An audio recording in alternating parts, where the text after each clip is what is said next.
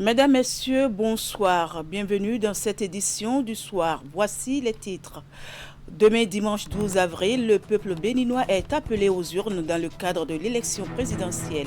À la veille de cet important rendez-vous, le président de la Commission électorale nationale autonome Sénat, à travers un message adressé à la nation, lance officiellement le scrutin. Vous suivrez dans un instant un extrait de sa déclaration. Lancement officiel de la campagne de distribution de moustiquaires imprégnés par le ministère de la Santé, une manière pour le gouvernement de renforcer la lutte contre le paludisme. La cérémonie de lancement s'est déroulée dans la ville touristique de Ouidah. Le point à suivre en cours d'édition. Et puis, nous parlerons en fin du journal de la deuxième phase du regroupement des sélections départementales. Plusieurs dizaines d'enfants se sont retrouvés au stade Omnisport de Goro pour le compte du département du Zou, une initiative de l'Office béninois du sport scolaire et universitaire et le programme pour la promotion des activités sportives qui vise à détecter des talents et renforcer leur niveau. À nouveau, bonsoir et merci de nous rejoindre sur Canal 3 Bénin. Le président de la Commission électorale nationale autonome Sénat lance officiellement le démarrage des opérations de vote pour l'élection du duo président de ce dimanche 12 avril sur l'ensemble du territoire national. Dans son message adressé ce samedi à la veille de l'élection présidentielle, Sakalafi invite les citoyens à transformer cette journée de vote en un sanctuaire de fraternité et de respect avant de formuler le vœu que ce scrutin engendre des idées de développement durable. Suivez ici un extrait de sa déclaration au micro de Florence Bossa et Simon Rolon.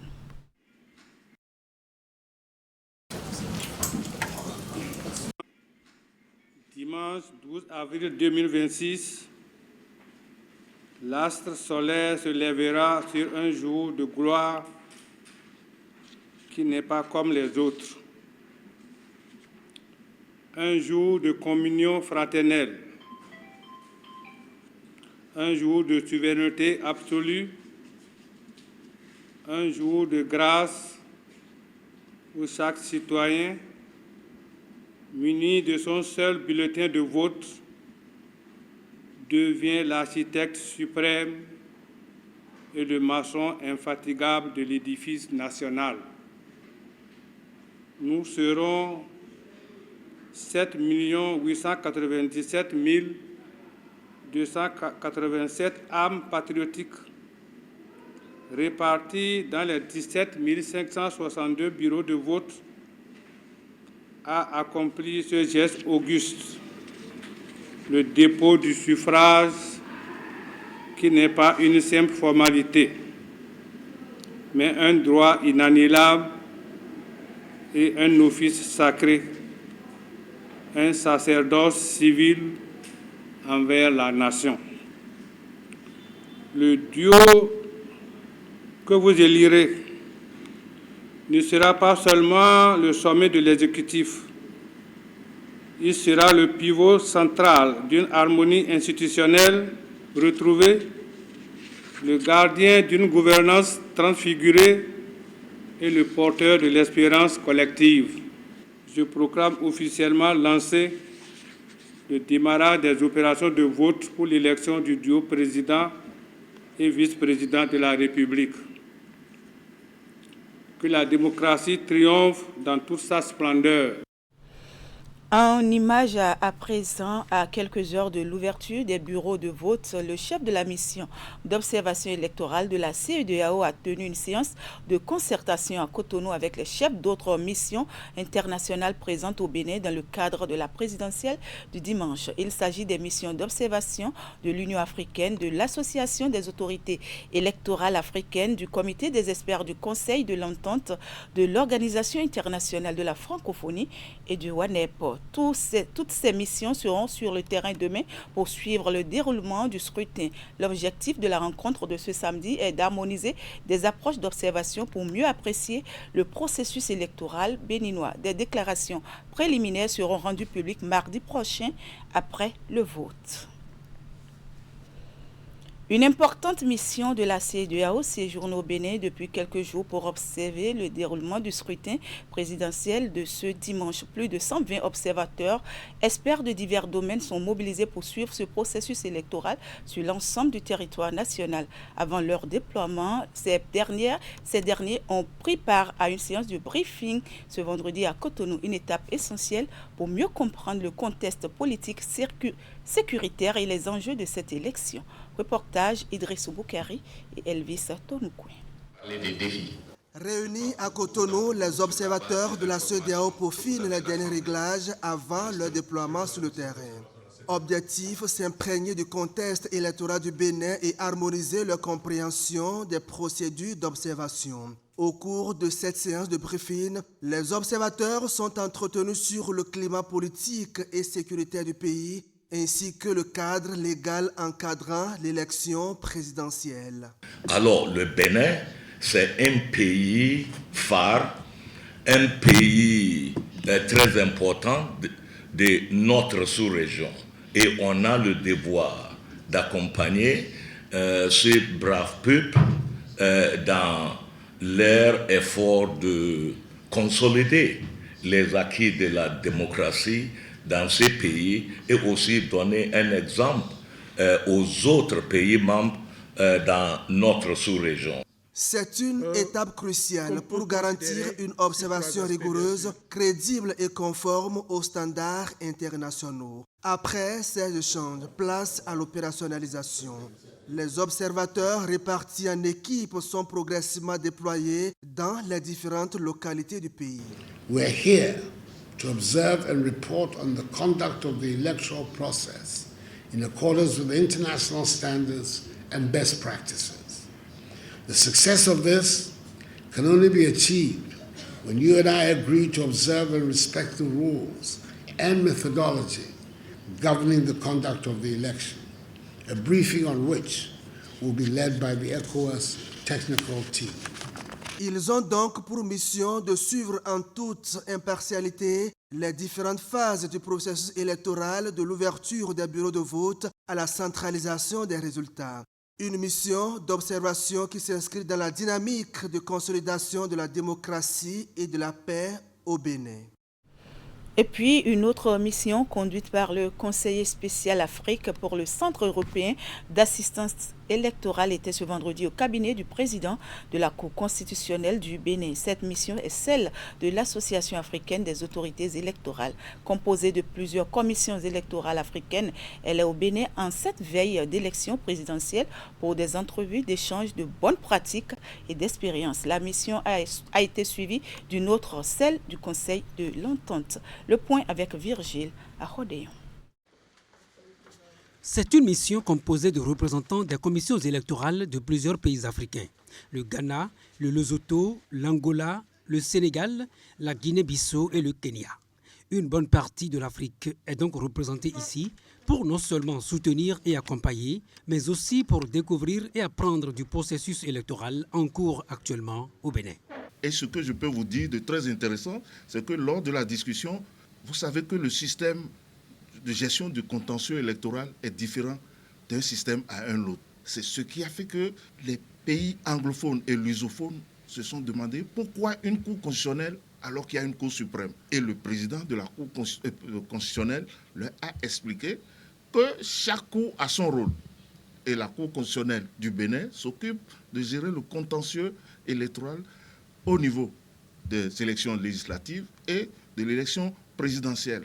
Or, dans le pays lusophone et anglophone, c'est la Cour suprême. C'est pour ça que les membres de la délégation étaient intéressés de savoir quel est le rôle spécifique que joue la Cour constitutionnelle alors qu'il y a une Cour suprême.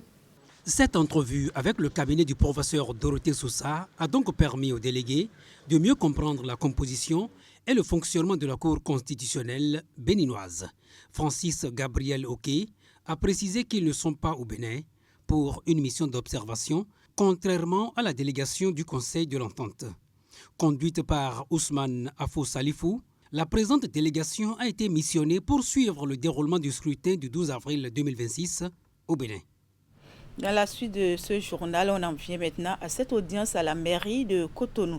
L'ambassadeur de l'Union européenne au Bénin était jeudi dernier au cabinet de Luc Nyakadia. Au menu des échanges, des questions liées au développement de la ville. Juste après lui, le maire de l'hôtel de ville s'est également entretenu avec l'ambassadeur de la Chine au Bénin sur le renforcement de la coopération entre les deux pays. Les deux autres n'ont pas manqué de féliciter le chef de l'État pour les transformations que connaît le Bénin depuis son avènement au pouvoir. Le point des audiences avec Ingrid Day et Rachidi Soubiro. C'est une soirée bien chargée pour le maire de Cotonou, Luc Nyakadia. Il sonnait 15h ce jeudi 9 avril 2026 quand le véhicule de l'ambassadeur de l'Union européenne au Bénin a fait son entrée à l'hôtel de ville. Reçu dans un premier temps par le protocole de Luc Nyakadia, le diplomate est ensuite conduit au cabinet du maire. Les discussions entre les deux personnalités ont notamment tourné autour des ambitions de Luc Nyakadia pour la ville de Cotonou. Et des ambitions qui rejoignent celles de l'Union européenne ici au Bénin, puisque pour nous, Cotonou, c'est d'abord et avant tout le grand port de Cotonou, qui est un projet emblématique du Global Gateway dans cette stratégie européenne. Vous le savez, le port de Cotonou est géré par le port d'Anvers-Bruges International, avec un contrat de plusieurs années, pour moderniser ce port. Et donc pour nous, ça c'est vraiment un élément essentiel. Cotonou, ce n'est pas que le port, ce n'est pas que la mer, c'est aussi le lac Nokoué. Et le maire a des ambitions également pour développer les abords, les rives du lac. Après ce tête-à-tête entre ces deux personnalités, c'est au tour de l'ambassadeur de la Chine au Bénin d'être reçu par le maire. Les discussions ici sont axées sur le renforcement de la coopération entre la République populaire de la Chine et le Bénin. On a parlé de la coopération amicale globale entre la Chine et le Bénin, mais surtout la coopération décentralisée. C'est le jumelage entre la ville de Ningbo et la ville de Cotonou. On dit qu'il y a un mariage, mais nous, on est en train de parler, qu'est-ce qu'on peut faire pour rendre ce mariage plus riche, plus dynamique et plus solide. Bien de projets dont la mise en œuvre va non seulement renforcer le statut de Cotonou en tant que ville vitrine du pays, mais aussi accélérer le développement de tout le Bénin. Et puis, en bref, les entrepreneurs béninois découvrent les opportunités offertes par le Centre chinois de développement économique et commercial grâce au concours de la Chambre de commerce et d'industrie du Bénin, CCI Bénin. Ils ont mieux cerné le mandat de cette institution, instrument de liaison entre les opérateurs économiques et intermédiaires en matière de transactions de confiance. La causerie périodique dénommée Carrefour d'opportunités s'est déroulée mercredi dernier au siège de l'institution consulaire à Cotonou. Vous suivrez le compte-rendu dans nos prochaines éditions. Je l'annonçais en titre, la lutte contre le paludisme s'intensifie au fil des années et le Bénin n'est pas du reste. La période des pluies représente un pic pour la pathologie dans notre pays. Le gouvernement, à travers le ministère de la Santé, a officiellement lancé la campagne de distribution de moustiquaires imprégnés. C'est la ville touristique de Ouida qui a abrité la cérémonie dont voici le point avec Esther Tofa. Plus de 8 millions d'unités de moustiquaires prévues pour être distribuées au cours de cette campagne. Le ministre de la Santé, en lançant officiellement l'opération à Ouida, a insisté sur ce qui rend ce mode de prévention contre le paludisme plus efficace. La moustiquaire imprégnée d'insecticides à longue durée d'action ne sauve des vies que lorsqu'elle est utilisée et correctement utilisée chaque nuit. Il ne doit pas être question de dire qu'aujourd'hui j'ai dormi sous moustiquaire, demain c'est pas grave, une fois en passant c'est pas grave. Non, cette fois en passant là, le moustique sera au rendez-vous. Et bonjour les dégâts. C'est pourquoi cette campagne dépasse la simple distribution. Elle constitue un appel national à la responsabilité individuelle et collective.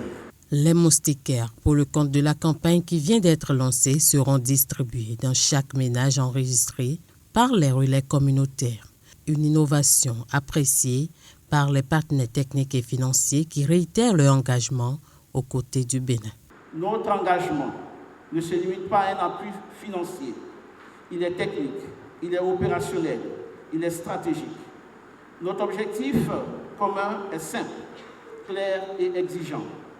Faire en sorte que chaque moustiquaire parvienne à chaque ménage, que chaque enfant dorme protégé, que chaque femme enceinte soit à l'abri. La campagne de distribution de moustiquaires imprégnés à longue durée d'action couvre la période d'avril à juin 2026. Elle prend en compte tous les départements du pays.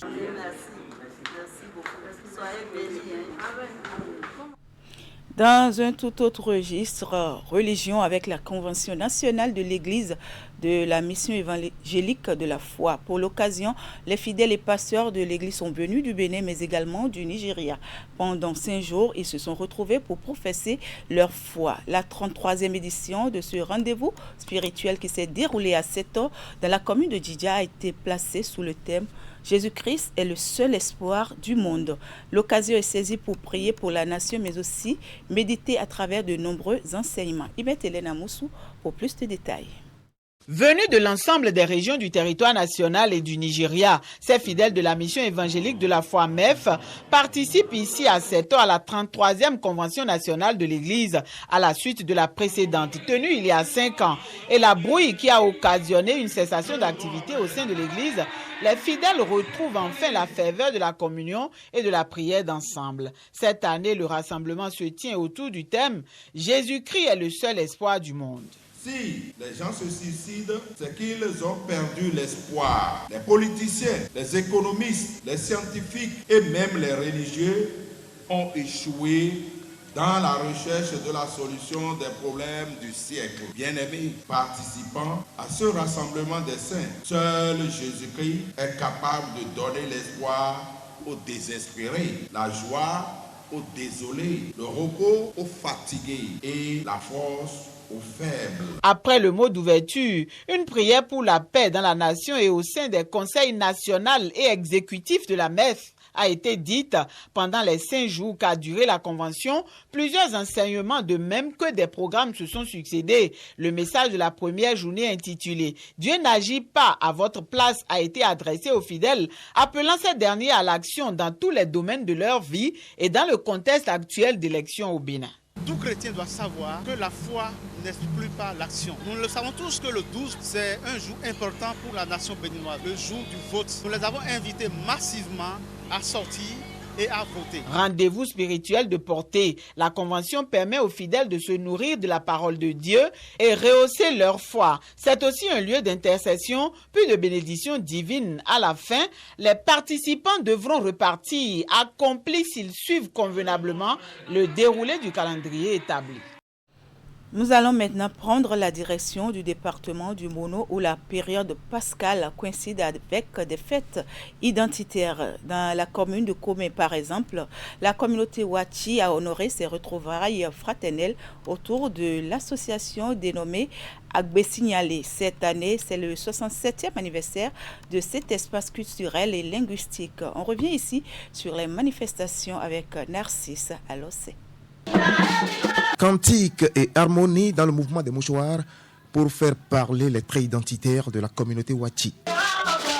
La tradition n'a encore connu aucune ride ici autour de la cohésion fraternelle instituée par leurs ancêtres. C'est Agbe Signalé, un espace culturel et linguistique vieux aujourd'hui de 67 ans. 67 ans d'histoire, de lutte, de réussite, de fidélité à une mission noble. Préserver et promouvoir notre patrimoine culturel et linguistique. En honorant ce patrimoine historique, nous faisons revivre le courage et la résistance de ceux qui ont précédé et nous rappelons que notre identité s'enracine dans leur sacrifice et leur héroïsme. Patrimoine célébré avec allégresse et dans la solennité de Pâques qui marque la fin des jours de la Passion du Christ. Et le nom Agbe Signalé a retenu l'attention du prélat au cours de l'Eucharistie. Je ne connais pas celui qui a eu l'idée de ce beau nom, Agbe Signalé. C'est plein de sens.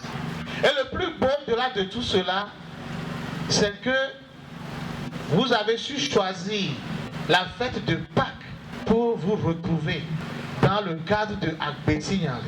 Des retrouvailles fraternelles placées cette année sous le thème Unité et valeurs. Nous rappelle que notre force réside dans la capacité à rester soudés malgré nos différences autour de ce qui nous définit, c'est-à-dire nos traditions, nos langues, nos savoirs et nos pratiques. L'unité est le ciment de notre communauté et nos valeurs culturelles en sont les fondements. Les fondements qu'ils essayent aujourd'hui de transcender à travers des projets d'impact communautaire pour l'épanouissement des filles et fils Wachi. Cette année, l'éclat de la fête a été rehaussé par l'orme orchestre Sabouhan Danialo.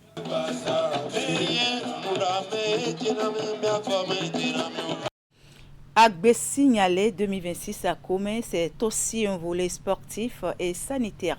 Une marche du cœur du football, du handball, mais aussi une séance de dépistage concernant un certain nombre de pathologies ont meublé les manifestations de cette 67e édition de la fête identitaire des Wachi. Un programme que nous résume ici Narcisse Alossé.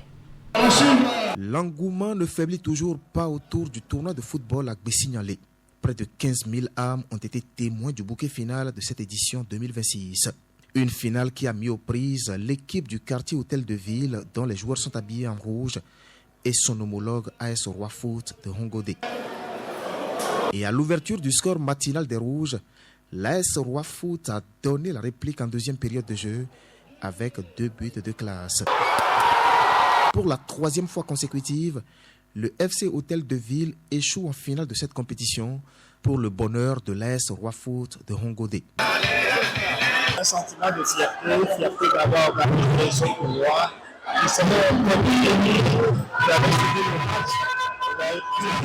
c'est un très beau match et puis le meilleur a gagné. Le meilleur a gagné dans la joie et dans la faveur. C'est le lieu pour moi également de féliciter le bureau exécutif de l'association Agbesignalé à travers son président, Jacques Tokoyon, qui ne cesse de s'améliorer d'édition en édition.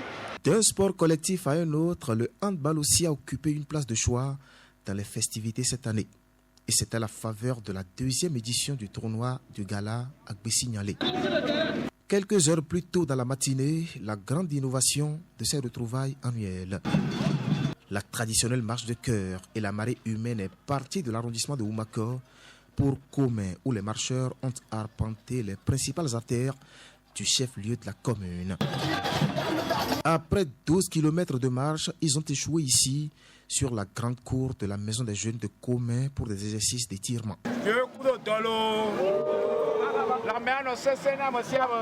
Et derrière, il y a un volet sanitaire avec une séance de dépistage du diabète, de l'hypertension et du col de l'utérus. Parce que nous sommes des malades ambulants. Agbesignalé a vécu dans son édition 2026 et le pari est tenu pour perpétuer cette tradition qui promeut et valorise la culture des Wachi. On va finir avec la 2e phase du regroupement des sélections départementales. L'activité co-organisée par l'Office béninois du sport scolaire et universitaire OBSSU et le programme pour la promotion des activités sportives s'est déroulé dans toutes les régions du pays. L'équipe du SOU a rassemblé plusieurs dizaines d'enfants au stade Omnisport de Goro à Abomey. Ces talents détectés lors des diverses compétitions ont été soumis à un programme d'entraînement spécifique afin d'améliorer leur niveau. Plus de détails dans ce reportage d'Imet Hélène Amoussou. Âgés de 15 ans ou plus, ces enfants proviennent des différentes communes du département du Zou. Tous prennent ici part à la 2e phase du regroupement des sélections départementales. Détectés majoritairement lors des championnats scolaires ou d'arrondissement, ces talents bénéficient à travers ce camp de formation de la technicité nécessaire pour se perfectionner.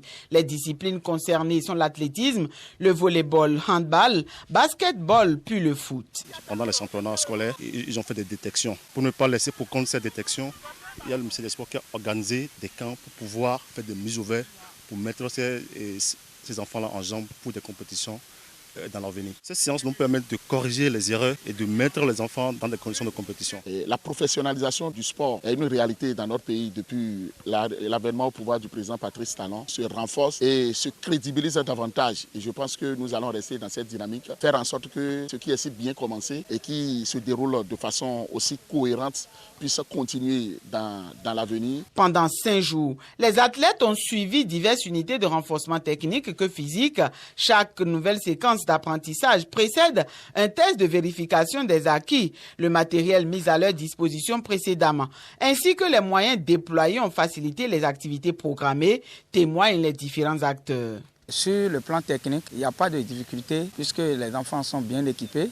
Nous avons la chance d'avoir des infrastructures dont le gouvernement nous a mis à notre disposition. Déjà, dès le premier recouvrement, chaque enfant a reçu les matériels qu'il faut. D'abord, je voudrais remercier le ministère du Sport qui nous a donné cette opportunité, nous qui avons déjà 15 ans et passé pour certaines, de pouvoir participer une nouvelle fois à une sélection. Ces formations intenses à la base qui se déroulent de façon continue ou renouvelée visent à disposer de pépinières de sportifs. La démarche va permettre de porter haut l'étendard du sport béninois au plan international les années à venir. Et voilà qui met fin à cette édition. Merci pour l'attention et merci également à toute l'équipe de préparation, de réalisation et de diffusion. Je vous souhaite une agréable soirée et un bon dimanche d'élection en compagnie des programmes de Canal 3 Bénin. À demain.